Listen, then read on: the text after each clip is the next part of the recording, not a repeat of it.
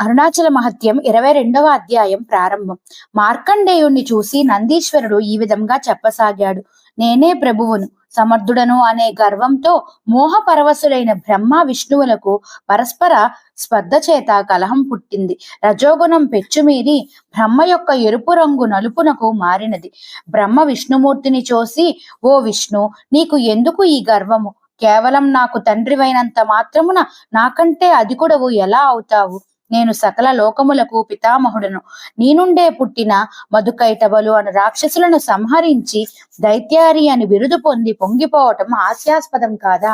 నిన్ను సృష్టించిన నా చేతులకు ఇంకా అలసట తీరనే లేదు. నా శ్రమ చేత సృష్టించబడిన సముద్రములోన మునిగి మరలా నగోద వృక్షమును నేను సృష్టించకపోతే నీకు నిలుచుటకు ఆధారం ఉండేది కాదు. ఓ జనార్దన, రాక్షసులకు భయపడి నిద్రలో మునిగి జరుడవైన నా అధీనములో ఉన్న జగత్తునే మరిచిన నీవు జగద్రక్షకుడివా? నా 4 ముఖముల నుండి 4 వేదములు పుట్టాయి.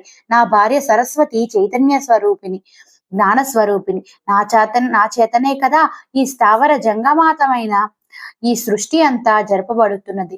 నారాయణుడు ఆ ప్రగల్భములకు నవ్వి తాను కూడా ఆవేశంతో ఓ విరించి, వృధా మాటలెందుకు? రజోగుణములతో కన్నులు మూసుకున్న వారు ఇవి ఎలా గుర్తిస్తారు? పద్మ నివాసిని అయిన లక్ష్మీదేవి నా శక్తి స్వరూపమే. ఆమె కటాక్షము చేతనే ఈ జగములు వర్ధిల్లుచున్నవి.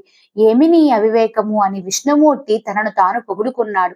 ఇలా విష్ణుమూర్తి పలికిన అహంకారపూరిత మాటలు వినిపించిన నందీశ్వరుడు ఇలా వివరించాడు. మోహాంధకారములలో మునిగి బ్రహ్మ విష్ణువులు ఇలా కలహించుకుంటే పరస్పరం దూషించుకోగా ఎంతో కాలం గడిచిపోయింది.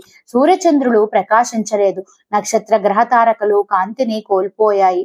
సముద్రములు క్షోభించాయి. పర్వతములు కంపించాయి. జంతుజాలము శోకించింది. ఈ సంక్షోభమునకు కారణం బ్రహ్మ విష్ణువుల కలహమే అని తెలుసుకున్నాడు. సకల ఐశ్వర్య కారణుడైన నన్ను మరిచి అధికార మదముతో తామే ప్రభువులమని కలహించుకుంటున్నారు. ఈ సమస్త జగత్తుకు నేనే కారణమని తెలిసి కూడా బ్రహ్మ విష్ణువులు మోహం చేత వివసులై అజ్ఞాన అంధకారంలో మునిగిపోయి ఈ రకంగా ప్రవర్తిస్తున్నారంటే మోహం ఎంత బలవత్తరమైనదో కదా. వీరు మోహంతో అపరాధము చేస్తున్నా నేను వీరిని ఉపేక్షించకూడదు. కాబట్టి దీనిని నేను పోగొడతాను అని సదాశివుడు సంకల్పించుకున్నాడు.